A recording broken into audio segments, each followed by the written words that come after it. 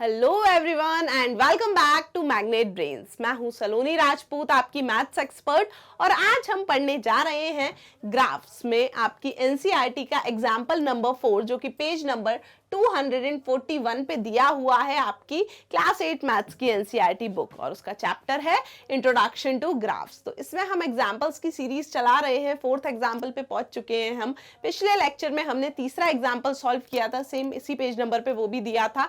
तो एक से एक अच्छे एग्जाम्पल्स हैं, हर एक एग्जाम्पल हमको सॉल्व करना है सो दैट हम क्या हो जाएं, बिल्कुल फॉर श्योर 100% श्योर हो जाएं इस चैप्टर के बारे में कि अब कोई भी क्वेश्चन पूछ लिया जाए हमसे वो नहीं बचने वाला, हम उसमें फुल मार्क्स स्कोर करके ही आएंगे। राइट इसी एटीट्यूड के साथ चलिए शुरू करते हैं हमारा एग्जाम्पल 4। एक बार रीड कर लेते हैं क्या दिया हुआ है। क्वेश्चन दिया है फ्रॉम द गिवन फिगर। यहाँ पे एक फिगर दिया हुआ है, या मैं बोलूँ कि एक ग्राफ दिया हुआ है। Choose the letters that indicate the location of point given below. हमको लेटर्स चूज करके बताना है जो इन पॉइंट्स के करस्पॉन्डिंग लिखे हैं। तो यहाँ पे ये जो हमें ग्राफ गिवन है, इस ग्राफ में हमको कुछ लेटर्स दिए हुए हैं इन पॉइंट्स पे, हमको उनका क्या बताना है कि इन कोऑर्डिनेट पे कौन से लेटर्स लिखे हैं। Clear. Next, also right the coordinate of A and F, यानी कि जो पॉइंट ए है और जो पॉइंट एफ है उसके कोऑर्डिनेट्स भी हमको लिखने हैं। तो एक बार हम ग्राफ समझ ले। ये हमारी एक्स एक्सिस है जिसपे 0 से लेके 7 तक नंबर लिखे हैं, और ये हमारी वाई एक्सिस है जिसमें 0 से लेके 6 तक नंबर लिखे हैं। आपका ग्राफ शीट ऐसी होती है, स्क्वायर ग्रिड्स बने रहते हैं उसमें, राइट। और यहाँ पे कुछ बीच बीच में क्या है, यहाँ पे हमको लेटर्स मार्क करे हुए हैं। तो जैसे कि मैं बात करूं कि ये जो है यहाँ से लेके यहाँ तक 1, और 1 से ऊपर चले 2 तक, तो ये 1,2 पॉइंट होगा। डी होगा कि नहीं होगा, ऐसे ही रीड करते हैं हम कि ये जो डी पॉइंट एक्स एक्सिस पे हम यहाँ आए होंगे, फिर यहाँ से ऊपर गए होंगे, तो ये 1,2 होगा। तो ऐसे ही हमको क्या दिए हैं, कोऑर्डिनेट दिए हैं, और हमको उनके नाम बताना है। तो देखिए पहला कोऑर्डिनेट दिया है 2,1, यानी x पे हमको 2 चलना है और y पे 1 चलना है। तो शुरू करो, यहाँ पे है हम x पे चलो 2, तो यहाँ पहुंचे y पे 1 यानी ऊपर। तो ये जो e पॉइंट है यही क्या होगा हमारा, ये 2,1। तो क्या हो जाएगा, आपका आंसर हो जाएगा कि 2,1 वाला क्या है, पॉइंट e है। x पे 2 y पे 1। क्लियर हुआ। आगे 0,5 यानी x पे 0 y पे 5। x पे 0 मतलब चलना ही नहीं है x पे, सीधे y पे ही चलते चलो। तो देख लो x पे 0 यानी नहीं चले कहीं भी, y पे 5 यानी यहाँ पहुंचे। कौन सा पॉइंट दिख रहा है, b पॉइंट दिख रहा है, यानी कि ये क्या हो जाएगा इसका आंसर, कि कौन सा पॉइंट है ये, b। क्लियर हुआ। नेक्स्ट दिया है 2,0। 2,0 का मतलब x पे 2 और y पे 0। y पे चलो ही मत, सिर्फ x पे ही चलो। तो x पे 2 और y पे नहीं चलना है, यानी यही रहना है, यानी कि 2 कहाँ है, ये पॉइंट g दिया हुआ है हमको, तो पॉइंट हो जाएगा ये g। समझ में आया, बहुत इजी है, मैं पहले भी सिखा चुकी हूँ ऐसे रीड करना ग्राफ्स को। आगे देखिए, also right coordinates of A point के कोऑर्डिनेट भी लिखो। तो ए पॉइंट कहाँ है, ये है।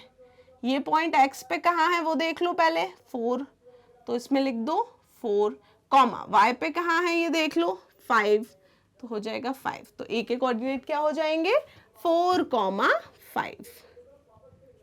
समझ में आया कैसे देखते हैं किसी भी पॉइंट के कोऑर्डिनेट। उस पॉइंट पे पहुंचो, उसका डिस्टेंस x से देख लो कितना है, 4 है, फिर उसको देख लो y से कितना है, 5 है। पहले x वाला लिख दो 4, फिर y वाला लिख दो 5। आया समझ में। तो यानी कि x पे हम पहले 4 चले होंगे, फिर y पे 5 चले होंगे, तब हम इस ए पॉइंट पे पहुंचे हैं। क्लियर हुआ। नेक्स्ट देखो, right the coordinate of point f। f कहाँ है देखो, ढूंढो, ये रहा।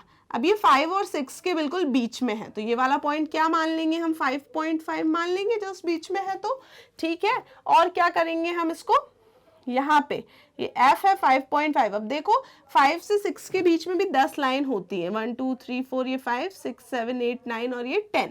तो देख लेना एग्जैक्ट बीच वाली लाइन पे है तो वो 5.5 होगा, नहीं तो यहाँ से शुरू होता है 5, 5.1, 5.2, 5.3, 5.4, फिर ये 5.5, फिर 5.6, 5.7, 5.8, 5.9 और 5.10 नहीं होता, वो सीधा 6 हो जाएगा। क्लियर हुआ। तो जिस लाइन पे हो वो बिल्कुल सेंटर पे है, यहाँ हमारी बुक के केस में तो 5.5 है x पे, और y पे तो ये चला ही नहीं है, सिर्फ x पे ही है, तो y पे 0 होगा। तो आंसर क्या हो जाएगा भाई कि x पे 5.5 था, y पे था ही नहीं, x ही पे ही था, तो y कोऑर्डिनेट तो x एक्सिस का 0 ही होता है। तो यहाँ पे आंसर क्या हो जाएगा 5.5 कॉमा 0, ये कॉमा है। क्लियर हुआ? तो बहुत ही अच्छा, बहुत ही इजी सा क्वेश्चन था ये, आई गेस आपको समझ में आ गया होगा। आइए एक बार इतने क्वेश्चन तो सॉल्व कर लिया हमने, हर एक पॉइंट के कोऑर्डिनेट लिख लेते हैं। ए पॉइंट का कोऑर्डिनेट कितना है बताइए, 4,5 अभी निकाला हमने। बी पॉइंट है क्या? है। तो बी पॉइंट का कोऑर्डिनेट बता दीजिए कितना है। तो हम बी पॉइंट पे पहुंचेंगे, वहां देखेंगे वो एक्स पे कितना है 0 और वाई पे कितना है 5, तो कोऑर्डिनेट हो जाएगा 0,5। सी पॉइंट देखिए गिवन है हमको, बिल्कुल यहाँ गिवन है। पॉइंट में नीचे पहुंचेंगे तो एक्स पे 3 और वाई पे भी 3, तो पॉइंट हो जाएगा 3,3। फिर देखेंगे डी पॉइंट कहाँ है। डी पॉइंट ये है, नीचे पहुंचेंगे 1 है, फिर इधर पहुंचेंगे तो 2 है, तो क्या हो जाएगा डी 1,2। आ रहा है समझ में कैसे लिखेंगे? ई पे पहुंचो, ई पॉइंट नीचे आए 2 और साइड में आए तो 1, तो ई पॉइंट क्या हो जाएगा 2,1, यहाँ पे भी लिखा है हमने। ई के बाद एफ तो अभी लिखा हमने, एफ पॉइंट क्या था, एक्स पे ही था 5.5, वाई पे तो हम चले ही नहीं तो 0। एफ के बाद जी पॉइंट, जी यहाँ पे है। जी के कोऑर्डिनेट्स बताइए आप लोग मेरे को, एक्स पे कितना है वो जी चले हम 2 और वाई पे तो चले ही नहीं, तो क्या हो जाएगा 2,0। ठीक है, ये यहाँ पे लिया था हमने।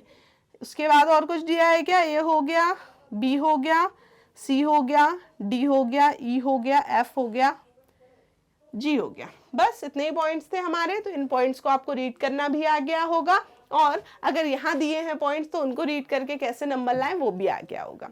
तो यही था हमारा एग्जाम्पल नंबर 4। अगले लेक्चर में हम एग्जाम्पल नंबर 5 करने वाले हैं सॉल्व। टिल देन आप विजिट कर सकते हैं हमारी ऑफिशियल वेबसाइट जो कि है magnetbrains.com। वहाँ आपको क्लास 4 से लेके क्लास 12 तक सारे सब्जेक्ट्स के नोट्स और वीडियो लेक्चर्स सब कुछ अवेलेबल है एक सिस्टमैटिक मैनर में। तो कंप्लीट कोर्स के लिए जल्दी से अपग्रेड कर लीजिए मैग्नेट ब्रेन्स प्लस में, जिसकी सारी डिटेल्स आपको यहाँ डिस्क्रिप्शन बॉक्स में मिल जाएंगी। So keep studying and thank you so much for watching.